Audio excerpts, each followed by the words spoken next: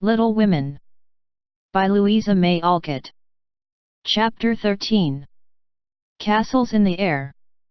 Laurie lay luxuriously swinging to and fro in his hammock one warm September afternoon, wondering what his neighbors were about, but too lazy to go and find out. He was in one of his moods, for the day had been both unprofitable and unsatisfactory, and he was wishing he could live it over again.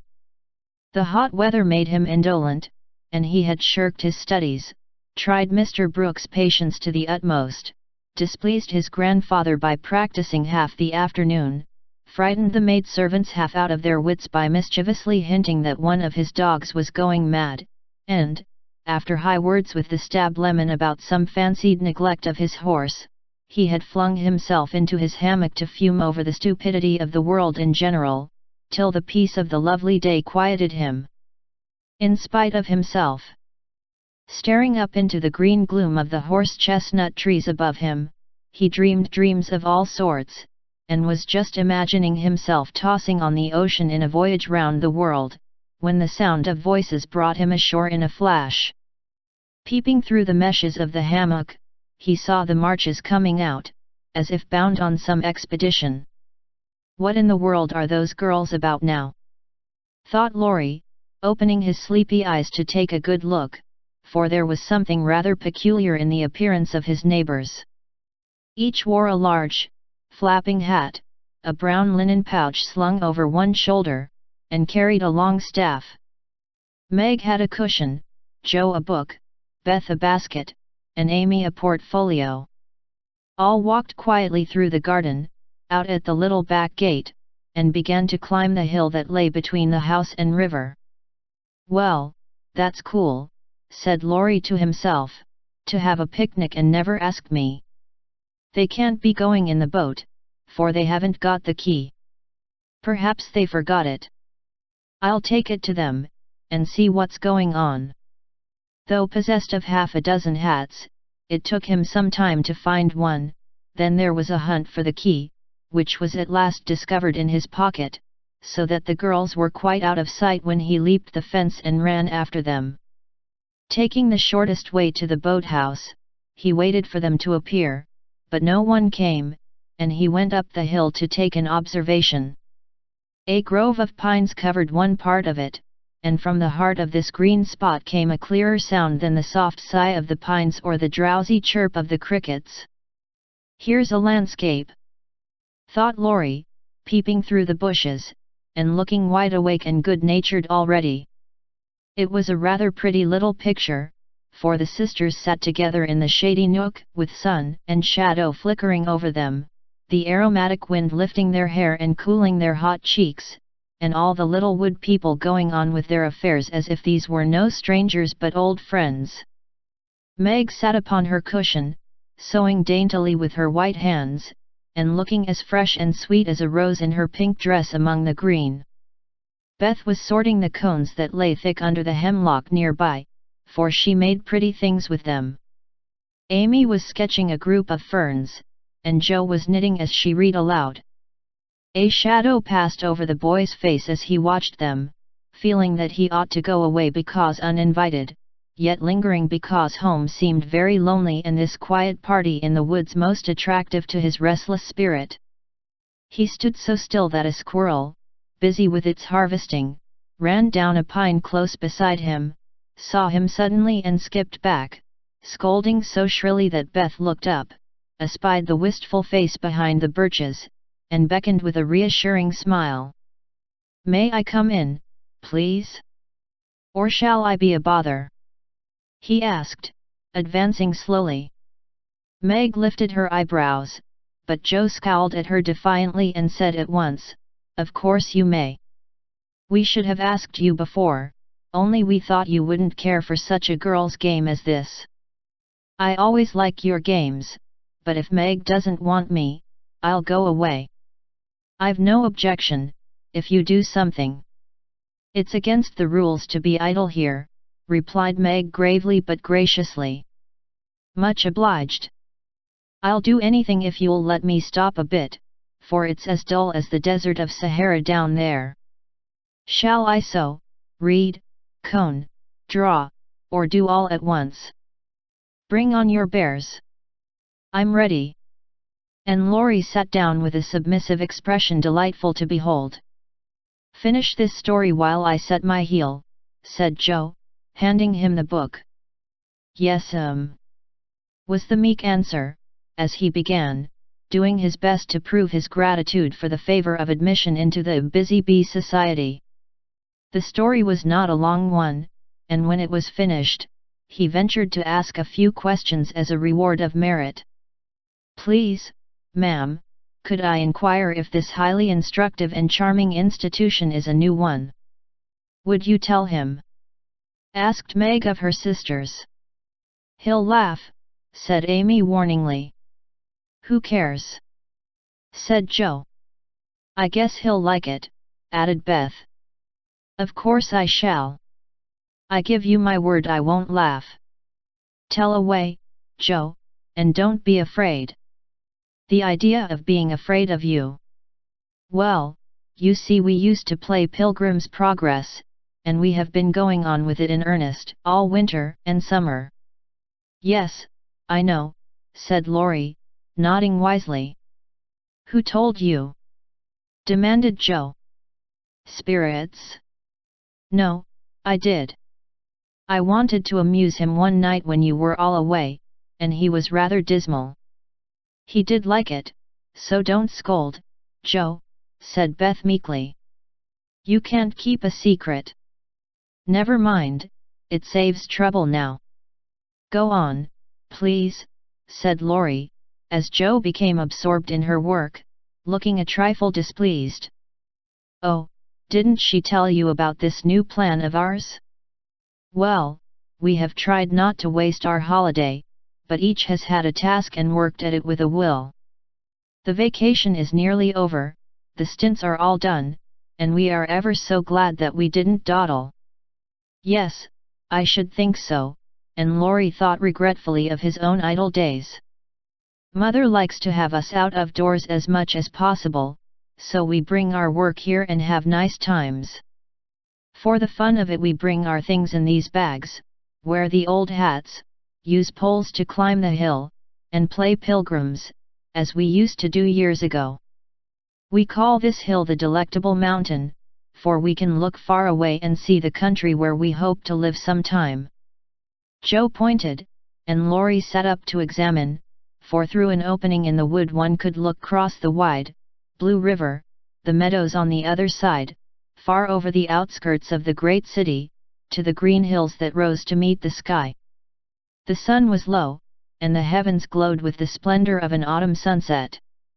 Gold and purple clouds lay on the hilltops, and rising high into the ruddy light were silvery white peaks that shone like the airy spires of some celestial city.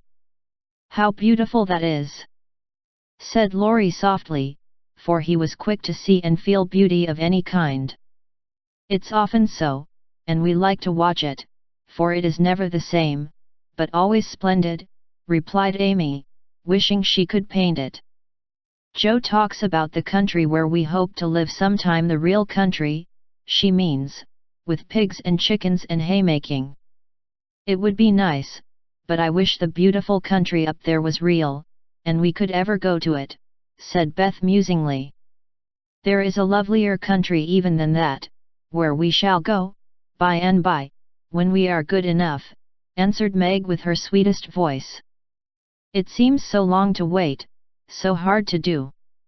I want to fly away at once, as those swallows fly, and go in at that splendid gate. You'll get there, Beth, sooner or later, no fear of that, said Joe. I'm the one that will have to fight and work and climb and wait, and maybe never get in after all. You'll have me for company, if that's any comfort. I shall have to do a deal of traveling before I come in sight of your celestial city. If I arrive late, you'll say a good word for me, won't you, Beth?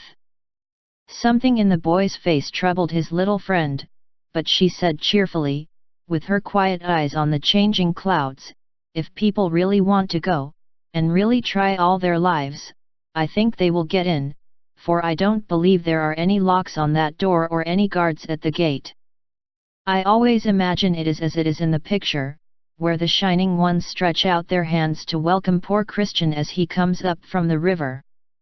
Wouldn't it be fun if all the castles in the air which we make could come true, and we could live in them?" said Joe, after a little pause. "I've made such quantities it would be hard to choose which I'd have," said Laurie, lying flat and throwing cones at the squirrel who had betrayed him. "You'd have to take your favorite one." "What is it?" asked Meg. "If I tell mine, will you tell yours?" "Yes, if the girls will too." "We will. Now, Laurie. After I'd seen as much of the world as I want to, I'd like to settle in Germany and have just as much music as I choose. I'm to be a famous musician myself, and all creation is to rush to hear me. And I'm never to be bothered about money or business, but just enjoy myself and live for what I like. That's my favorite castle." "What's yours, Meg?" Margaret seemed to find it a little hard to tell hers, and waved a break before her face, as if to disperse imaginary gnats, while she said slowly, "I should like a lovely house, full of all sorts of luxurious things, nice food, pretty clothes, handsome furniture, pleasant people, and heaps of money. I am to be mistress of it, and manage it as I like, with plenty of servants, so I never need work a bit. How I should enjoy it! For I wouldn't be idle, but do good, and make everyone love me dearly." "Wouldn't you have a master for your castle in the air?" asked Laurie slyly. "I said pleasant people, you know," and Meg carefully tied up her shoe as she spoke, so that no one saw her face. "Why don't you say you'd have a splendid, wise, good husband and some angelic little children? You know your castle wouldn't be perfect without," said blunt Joe, who had no tender fancies yet, and rather scorned romance, except in books. "You'd have nothing but horses, inkstands, and novels in yours," answered Meg petulantly. "Wouldn't I though? I'd have a stable full of Arabian steeds, rooms piled high with books, and I'd write out of a magic inkstand, so that my works should be as famous as Laurie's music.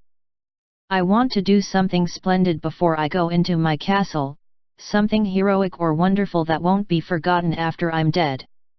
I don't know what, but I'm on the watch for it, and mean to astonish you all someday. I think I shall write books, and get rich and famous, that would suit me, so that is my favorite dream.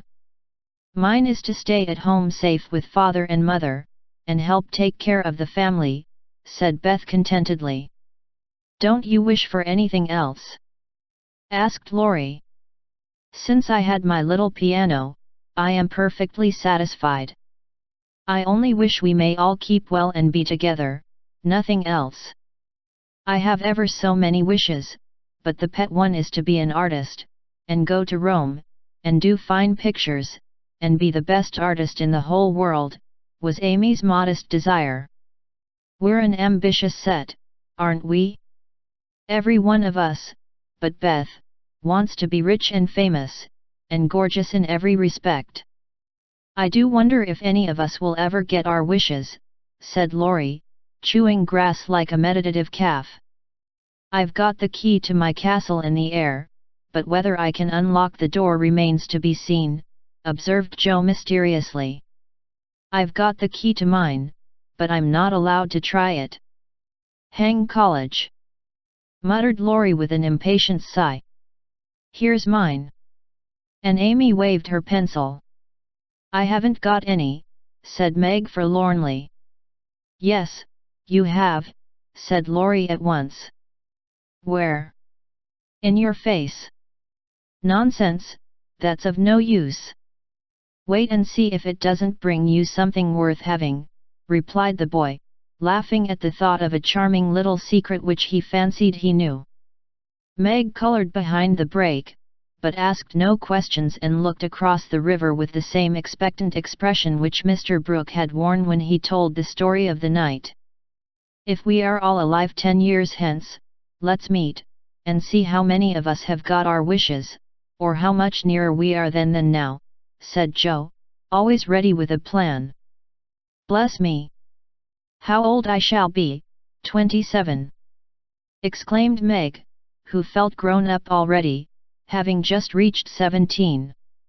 You and I will be 26, Teddy, Beth 24, and Amy 22. What a venerable party! Said Joe. I hope I shall have done something to be proud of by that time, but I'm such a lazy dog, I'm afraid I shall dawdle, Joe. You need a motive, Mother says, and when you get it, she is sure you'll work splendidly. Is she? By Jupiter, I will, if I only get the chance! Cried Laurie, sitting up with sudden energy. I ought to be satisfied to please grandfather, and I do try, but it's working against the grain, you see, and comes hard. He wants me to be an India merchant, as he was, and I'd rather be shot.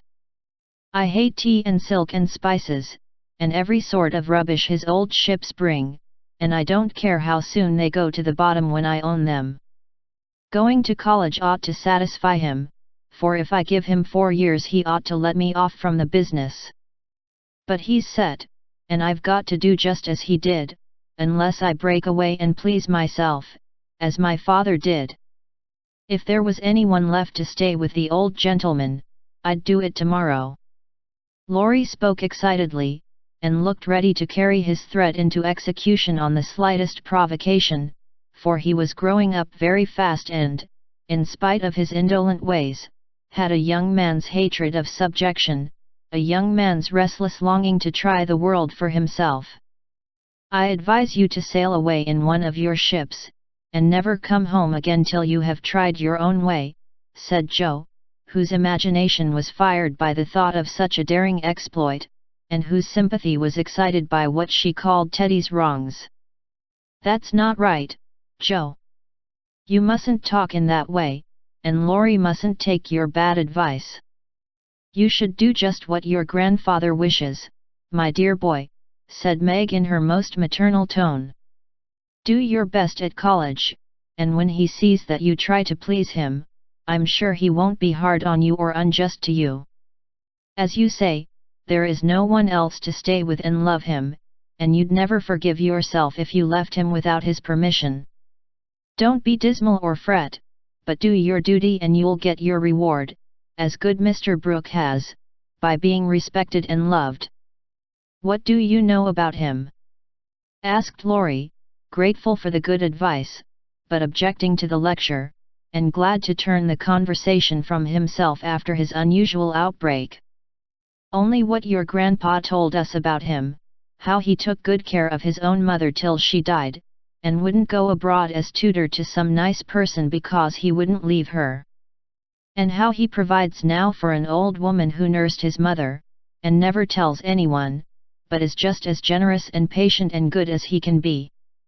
So he is, dear old fellow, said Laurie heartily, as Meg paused, looking flushed and earnest with her story.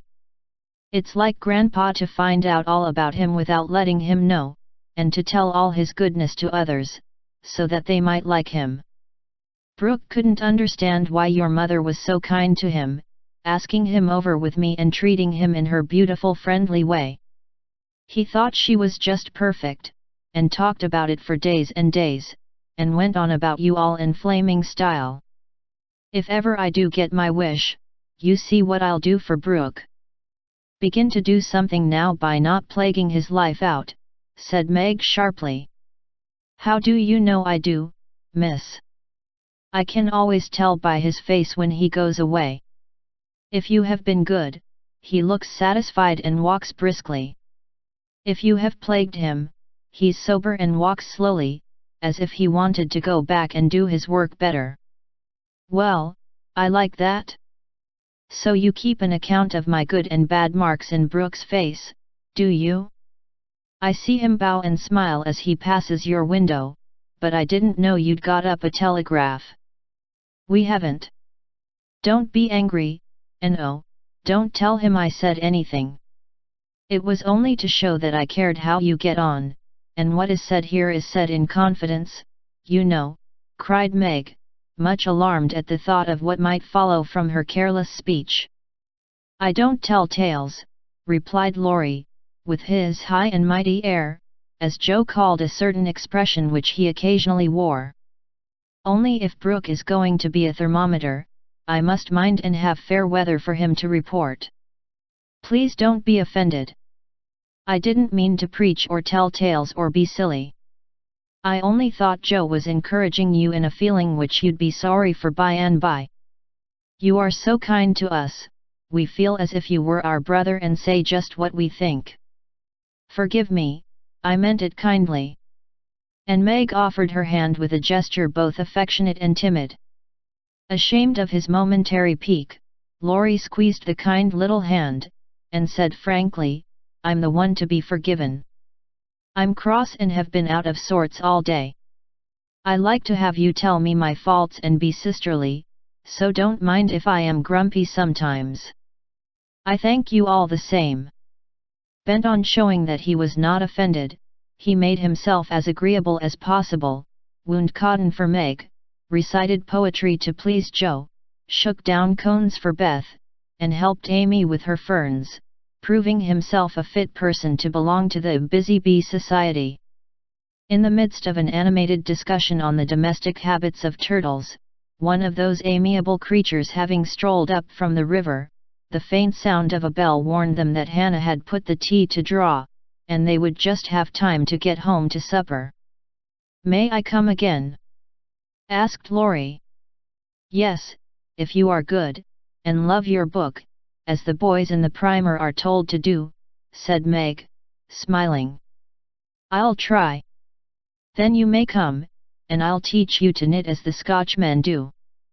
There's a demand for socks just now," added Joe, waving hers like a big blue worsted banner as they parted at the gate.